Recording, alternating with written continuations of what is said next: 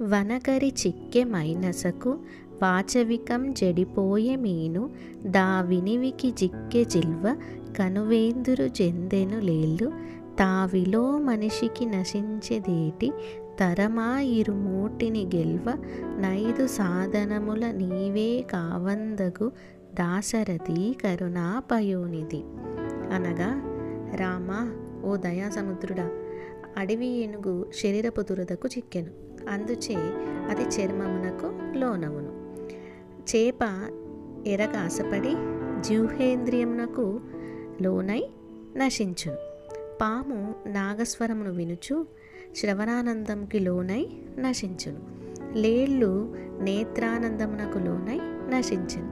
తుమ్మెద పరిమళమునకు ఆశపడి జ్ఞానేంద్రియమునకు వశపడి నశించెను.